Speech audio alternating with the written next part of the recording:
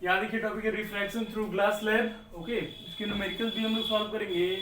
तो यहाँ पे देखिए ये है कोई ग्लास स्लैब नॉर्मल, आपको यहाँ पे दिख रहा है ये है नॉर्मल और ये नॉर्मल 2। तो यहाँ पे ये है इंसिडेंट रे, ये एयर टू ग्लास चलेगी। यहाँ पे देख रहे हैं एंगल ऑफ इंसिडेंस I1 और एंगल ऑफ रिफ्रैक्शन R1 है। यहाँ पे angle of incidence I2, angle of refraction R2। ये है ग्लास स्लैब, इसकी थिकनेस सपोज कर लेते हैं स्मॉल t है। तो आप यहाँ पे देख सकते हैं कि ये लाइट यहाँ से इंसिडेंट होती है और ये रिफ्रैक्शन होता है इसका, फिर ये नॉर्मल से अवे चली जाती है।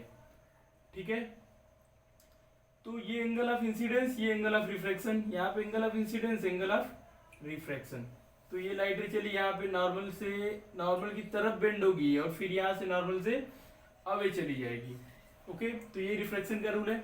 अभी अब जब एयर टू ग्लास के लिए रिफ्रैक्शन का लॉ यूज करेंगे तो आपको मिलेगा for air to glass sine I1 upon sine R1 is equal to mu two by mu one, इतना मिलेगा।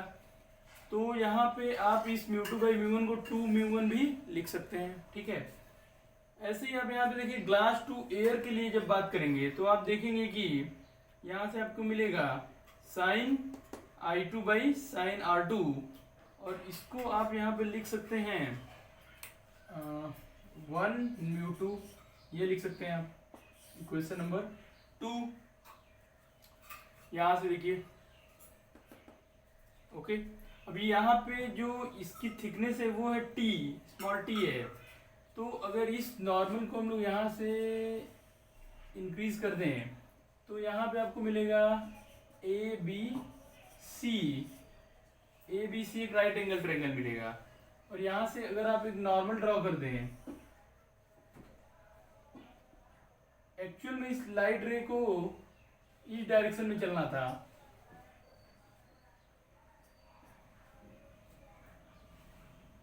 तो पहले आप इसको नोट कर लिए, फिर इसको इरेज करके फिर हम लोग आगे बढ़ते हैं। ठीक है, तो ग्लास टू एयर के लिए आप देख रहे हैं ये यहाँ पे sine I2 by sine R2 is equal to 1 mu two है। ये रिफ्रेक्टिव इंडेक्स ऑफ, यहाँ पे रिफ्रेक्टिव इंडेक्स ऑफ, इसको आप इस फॉर्म में लिख सकते हैं mu one by mu two, refractive index of first medium with respect to second, ये 2।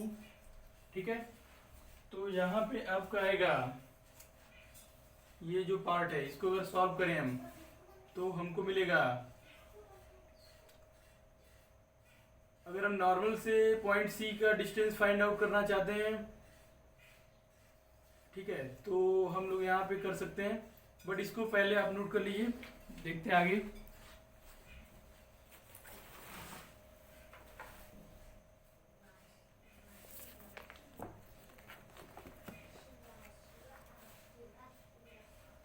यहाँ पे क्योंकि लाइट स्ट्रेट ट्रेवल करती है तो इस यहाँ से अगर हम देखें तो हमको मिलेगा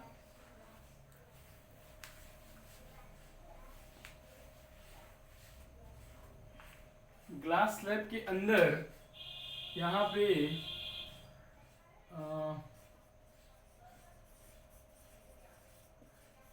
इन ग्लास स्लैब आप देख सकते हैं बाय ज्योमेट्री एंगल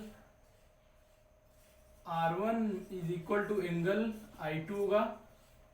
ठीक है, तो अगर आपके पास है, अगर आप इक्वेशन नंबर 1 और 2 देखें अपना, तो आपके पास है sine I1 by sine R1 is equal to 2 mu one and sine I2 upon sine R2 की वैल्यू है 1 म्यू टू है, equation number 2।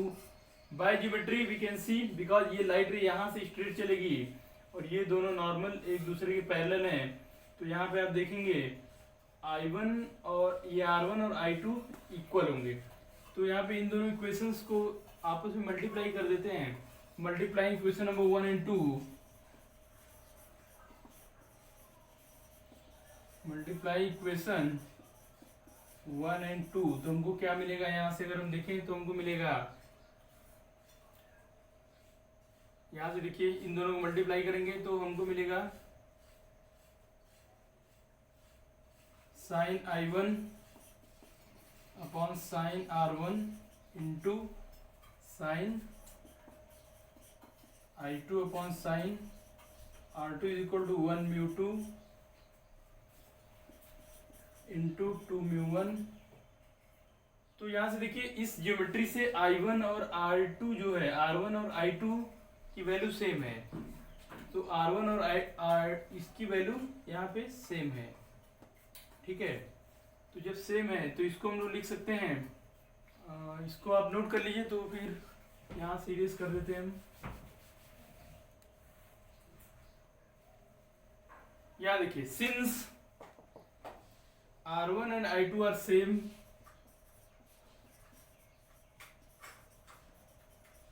since R1 and I2 are same, then we can write here sin I1 upon sin R2 is equal to 2 mu 1 into 1 mu 2, इतना लिख सकते हैं।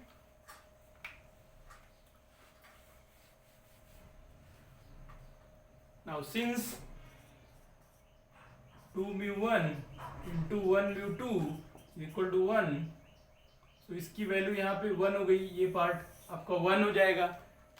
तो इसको आगे थोड़ा सा प्रोसीड करेंगे, तो यहाँ पे आपको मिलेगा sine I1 upon sine R2 is equal to 1, या फिर आप लिख सकते हैं sine I1 upon sine R2 is equal to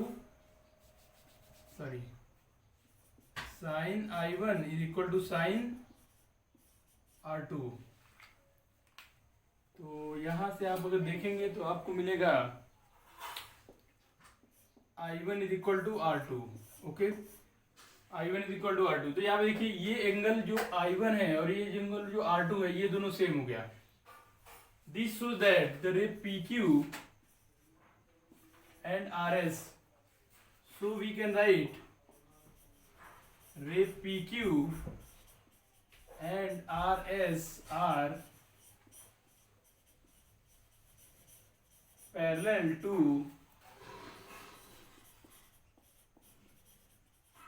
each other। तो यहाँ पे देखिए, यहाँ पे रे PQ एंड रे RS जो है, ray PQ and ray RS are parallel to each other है, क्योंकि ये दोनों एंगल जो है वो सेम है, तो ये दोनों रे क्या होगी, पैरेलल हो जाएगी। तो आपको यही दिखाना है कि जब लाइट रे इंसिडेंट होती है, मींस एयर टू ग्लास चलती है, तो इसका एंगल ऑफ इंसिडेंस जो होता है, वो जब ग्लास टू एयर चलती है तो एंगल ऑफ इमर्जेंस जो होता है R2, वो दोनों सेम होते हैं। तो यहाँ पे इस तरीके से आप इसको प्रूफ कर सकते हैं। इसमें यहाँ पे देखिए स्नेल्स लॉ, और इस ग्लास स्लैब के अंदर एक सिंपल ज्योमेट्री यूज किया गया है, जिसमें ये दोनों नॉर्मल है, तो ये I1 और ये I2 सेम हो जाएगा, क्योंकि लाइट रे किसी एक ही मीडियम में स्ट्रेट चलती है। तो बाय ज्योमेट्री अगर आप सिंपली देखें, ये नॉर्मल होगा, तो ये दोनों एंगल क्या होंगे, सेम हो जाएंगे। ठीक है, तो जब ये दोनों एंगल सेम हो जाएंगे, तो आप स्नेल्स लॉ में इस प्रॉपर्टी का यूज करके आप इसको देख सकते हैं कि PQ और RS क्या है, पैरेलल टू ईच अदर है। तो ये बहुत ही सिंपल और बहुत ही इम्पोर्टेंट टॉपिक है, रिफ्लेक्शन थ्रू ग्लास स्लैब। और यहाँ पे आप इन दोनों एंगल को सेम दिखा के ये प्रूफ करते हैं कि ये जो लाइट रेज हैं, जो इंसिडेंट और इमर्जेंट रे होती है, वो पैरेलल टू ईच अदर होती है।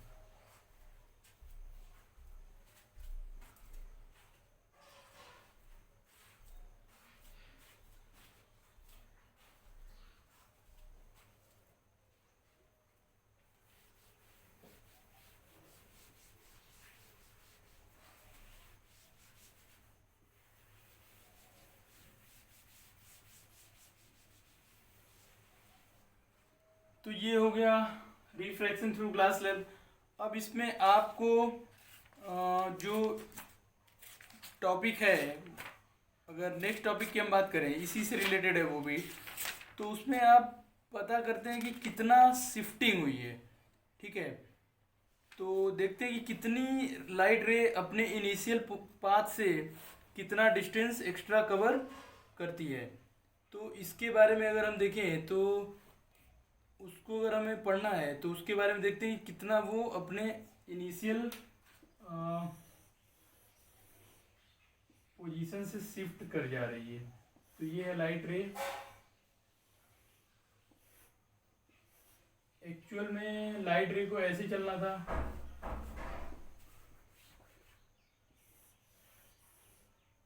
एक्चुअल में लाइट रे को ऐसे चलना था, और ये देखिए इतना शिफ्टिंग हो गई यहाँ पे, पी क्यू आर एस, इसको हम आर आर डैश बोल दे रहे हैं। एंगल आई है, एंगल आर, ये टोटल एंगल भी आई हो जाएगा। यहाँ पे angle r one, r i two और आर टू हो जाएंगे, ठीक है। तो ये जो आर आर डैश डिस्टेंस है, आर आर डैश, इतना ये डिस्टेंस इसके पाथ से, इनिशियल पाथ से इतना ये डेविएशन हो गया इसका इस पॉइंट तक, ठीक है। तो ये इसी की वैल्यू आपको फाइंड करनी है कि ये कितना होगा in terms of known quantities like I1 and reflective index, इनके फॉर्म में आपको फाइंड आउट करना होता है, ओके। तो अभी हम लोग चल रहे हैं आगे, देखते हैं कि कौन कौन से हमारे पास न्यूमेरिकल्स हैं इस टॉपिक पे बेस्ड जिसको हम लोग सॉल्व कर सकते हैं आगे। तो कुछ क्वेश्चंस यहाँ पे सॉल्व करेंगे और उसके बाद हम लोग ये वाला टॉपिक आपके लिए होमवर्क है, इसको आप कंप्लीट करेंगे, ओके। इसके बाद हम लोग इसके कुछ न्यूमेरिकल सॉल्व करने जा रहे हैं।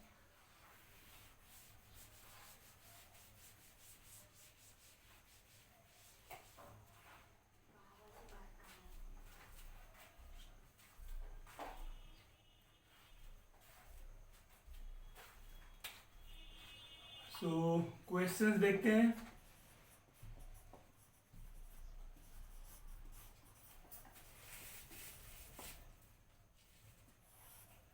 सो क्वेश्चन यहाँ पे स्टार्ट करेंगे और क्वेश्चन देखेंगे कि कौन कौन से इंपॉर्टेंट क्वेश्चन है इस टॉपिक के जिसको हम लोग अभी सॉल्व करने जा रहे हैं।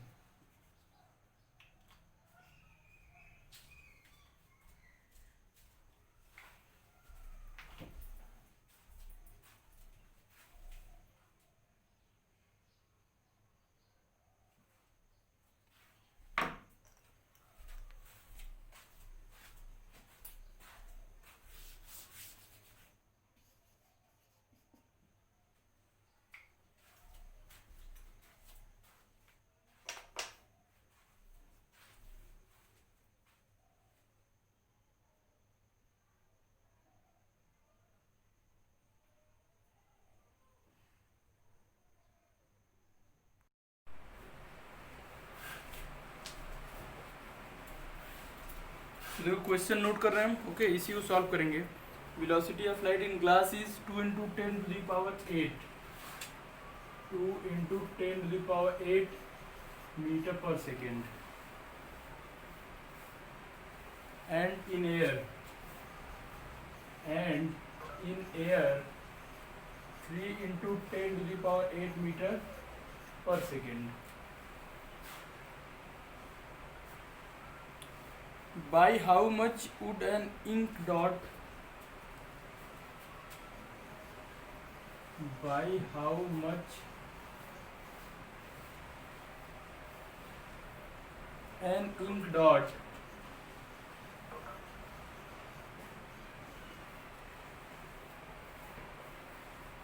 appear to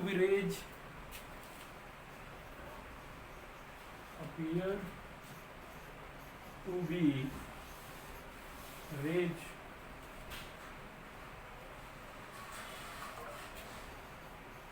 when covered by glass plate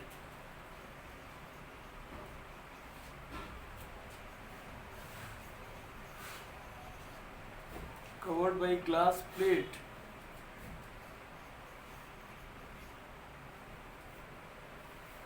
0.6 meter thick.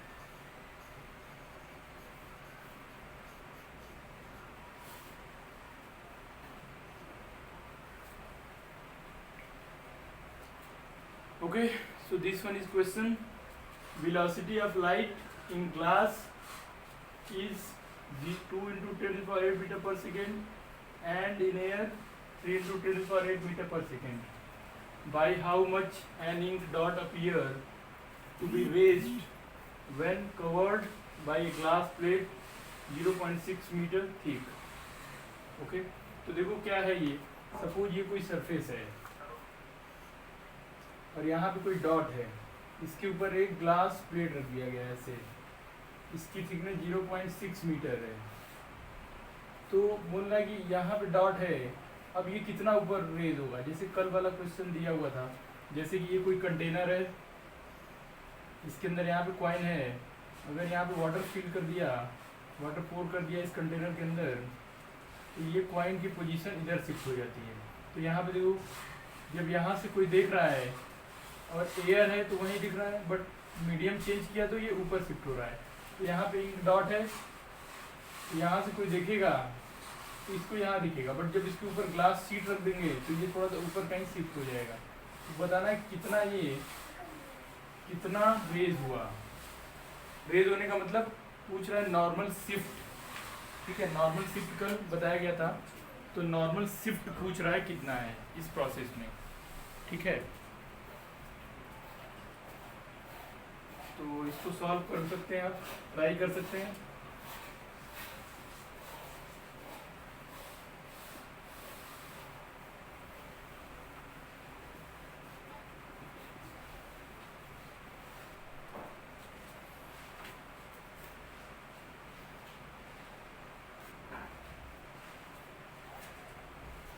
देखो सॉल्यूशन,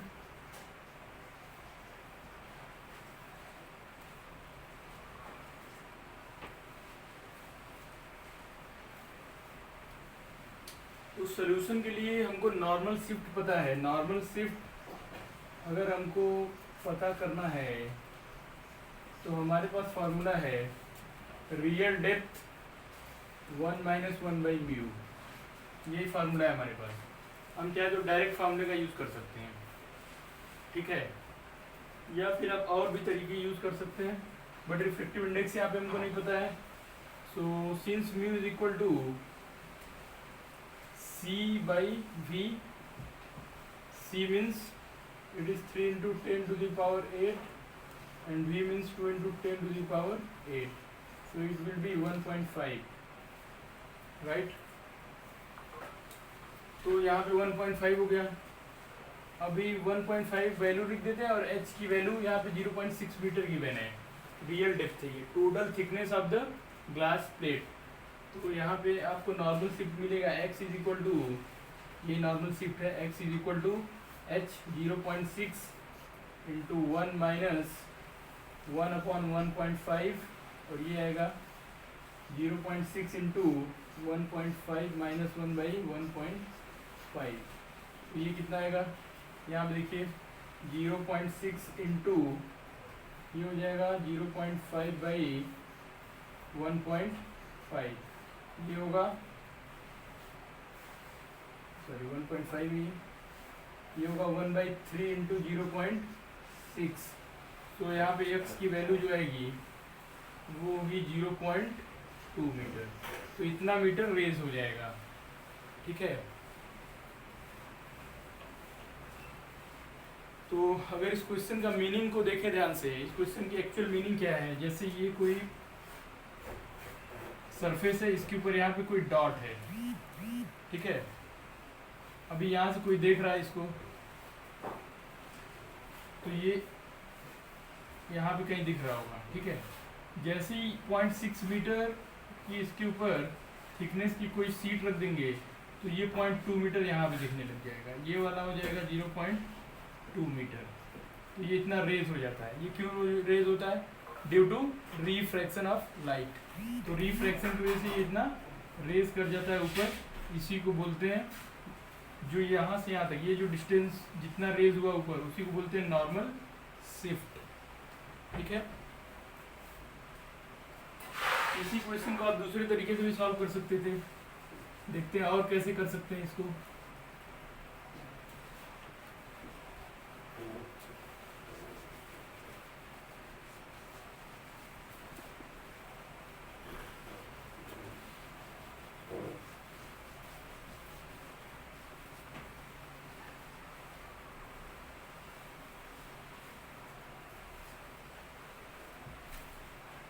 अगर डायग्राम के हेल्प से सॉल्व करना चाहें तो देखते हैं, ये है सरफेस, इसके ऊपर यहाँ पे ये ग्लास शीट, यहाँ पे डॉट, इस डॉट से कोई लाइट रे इधर चली गई, दूसरी लाइट रे यहाँ से इधर चली आएगी, ये डॉटेड बढ़ाने पे यहाँ पे,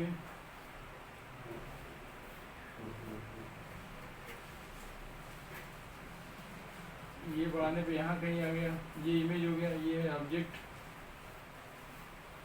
या फिर इसको हम लोग नेम दे देते हैं, ये है पी, ये है पी डैश, ठीक है, हमको पी डैश ही फाइंड आउट करना है, और इसको बोल देते हैं ए बी, ठीक है। तो यहाँ पे सबसे पहले हम लोग रिफ्रैक्टिव इंडेक्स फाइंड आउट कर लेते हैं। रिफ्रैक्टिव इंडेक्स हो जाएगा 3 × 10⁸ मीटर अपॉन 2 × 10⁸, ये हो जाएगा 1.5। सेकेंड यूज कर रहे हैं, सेकेंड मेथड कि कैसे इस क्वेश्चन को सॉल्व कर सकते हैं। तो यहाँ पे mu equal to 3 × 10⁸ upon 2 × 10⁸ equal to 1.5। Okay, ये तो हो गया रिफ्रैक्टिव इंडेक्स। अब यहाँ से ये टोटल हमको पता है, ये टोटल है 0.6, ठीक है। तो यहाँ पे लिख सकते हैं म्यू इक्वल टू एक दूसरा फार्मूला है हमारे पास, real depth upon apparent depth. तो एपियरेंट डेप्थ इसमें एपी है, मतलब एच अपॉन एपी डैश, ये एपी डैश। तो यहाँ से एपी डैश फाइंड आउट कर सकते हैं। एपी डैश कितना आएगा, एपी डैश होगा H by mu.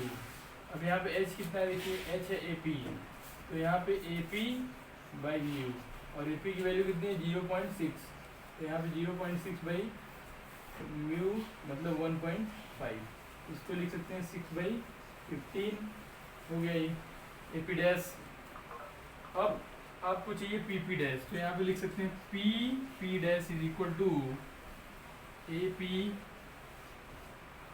Minus A P dash.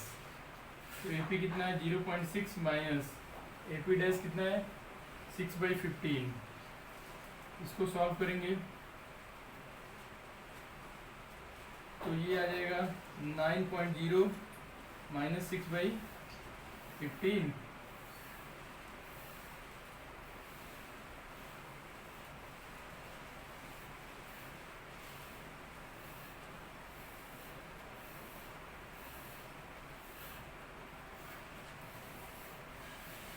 ठीक है, अब इसको आगे सॉल्व करेंगे, और ये आएगा 3/15, इसको सॉल्व करेंगे 1/5, इसको सॉल्व करेंगे 0.2 मीटर।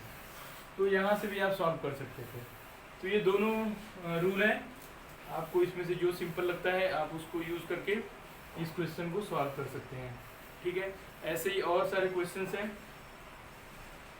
इससे रिलेटेड, रियल और एपियरेंट डेप्थ से रिलेटेड क्वेश्चंस और भी बहुत सारे हैं जिनको आपको सॉल्व करना होगा। तो इन सभी को कंप्लीट कर लीजिए, और इसको नोट करना है तो नोट कर लीजिए, अदरवाइज हम लोग नेक्स्ट क्वेश्चन देखेंगे अभी कि नेक्स्ट क्वेश्चन क्या है और उसको कैसे सॉल्व करेंगे, ठीक है। इसी टॉपिक से रिलेटेड क्वेश्चन होगा next one.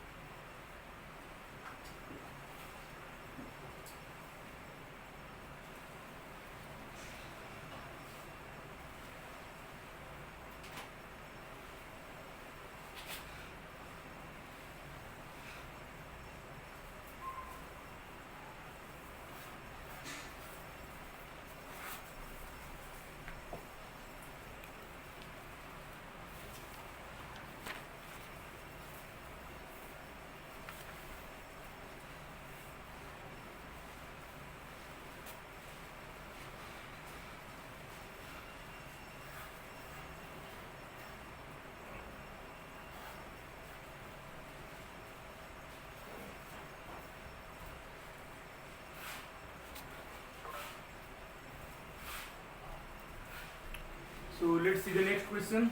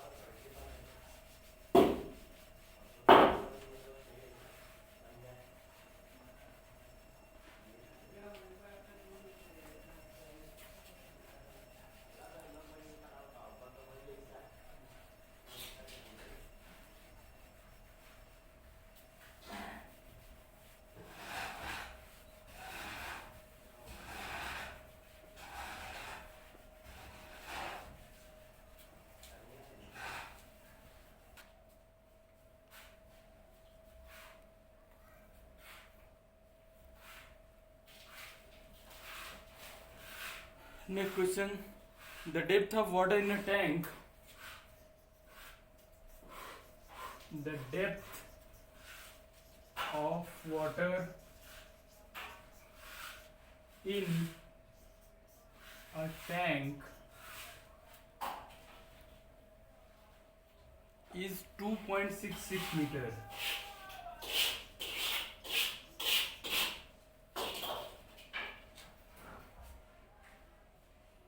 If the refractive index of water is,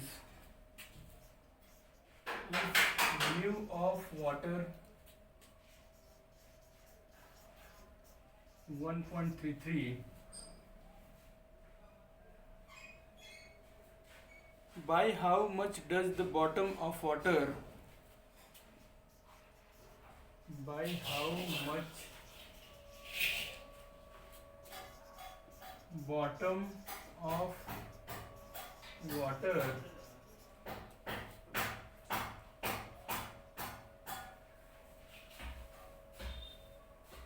appear to be raised?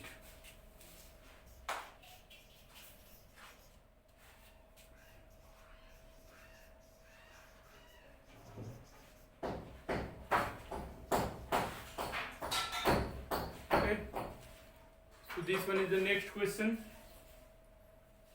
The depth of water in a tank is 2.66 meter. If mu means refractive index of water is 1.33, then by how much bottom of water appear to be raised? ठीक है, तो इसका solution देखते हैं कितना raise होगा. जैसे कि ये कोई टैंक है सपोज, अभी इसमें वाटर नहीं है, तो इसकी जो डेप्थ है ये है 2.66 मीटर. ये बॉटम दिखेगा यहाँ पे इतनी डेप्थ में. जैसे इसमें वाटर पोर कर देंगे, ये जो बॉटम है, ये ए बी जो लाइन है, ये लाइन इधर कहीं शिफ्ट हो जाएगी, इधर, ड्यू टू रिफ्रैक्शन. ठीक है, तो ये पूछ रहा है कि कितना ये शिफ्ट होगी ऊपर, ये क्वेश्चन है. नॉर्मल शिफ्ट है फिर से, या फिर आप एपरेंट शिफ्ट बोल सकते हैं. तो नॉर्मल शिफ्ट का फॉर्मूला यूज करेंगे. Normal shift x is equal to real depth h in bracket 1 minus 1 by mu. अब रियल डेप्थ कितना है 2.66, यहाँ पे देख सकते हैं 2.66, 1 माइनस 1 बाई 1.33. अब इसको सॉल्व करके इसका आंसर फाइंड आउट कर सकते हैं.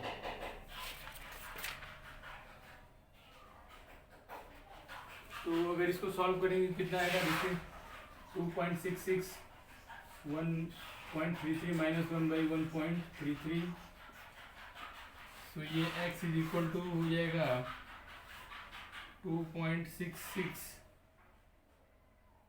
इंटू 0.33 अपॉन 1.33, और ये हो जाएगा कैंसिल. तो ये आएगा x is equal to 2.66 into 33 by 133. Okay, इसको कंप्लीट सॉल्व करेंगे तो आपको मिलेगा 0.66 मीटर अप्रॉक्स. ओके,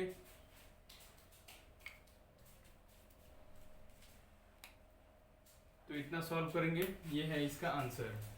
इस क्वेश्चन को फिर से सेकेंड तरीके से भी सॉल्व कर सकते हैं, जैसा कि लास्ट वाला किया था. यहाँ पे डायग्राम ड्रॉ करके भी इसको सॉल्व कर सकते हैं. पहले क्या करेंगे, पहले एपेरेंट डेप्थ फाइंड आउट कर लेंगे, और उसके बाद real depth minus apparent depth करके नॉर्मल शिफ्ट फाइंड आउट कर सकते हैं. तो ये भी तरीका है, आपको दोनों में से जो इजी लगे वो सॉल्व कर सकते हैं आप. ओके, इसको देख लीजिए, इसको सॉल्व कर लीजिए.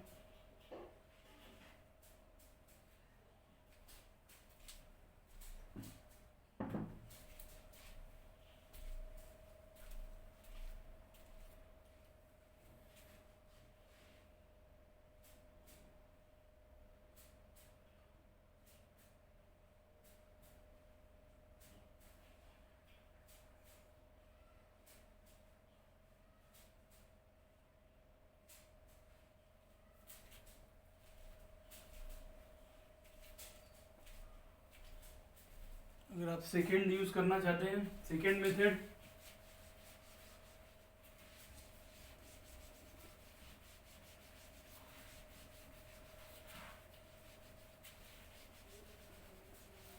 सेकेंड में देखो क्या करेंगे,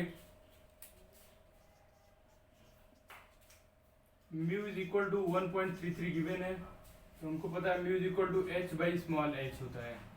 यहाँ से h की वैल्यू फाइंड आउट कर लेंगे। h की वैल्यू कितनी आएगी, h is equal to capital H by mu. ये कितना आएगा, कैपिटल H की वैल्यू 2.66 अपॉन 1.33, ये हो जाएगा 2।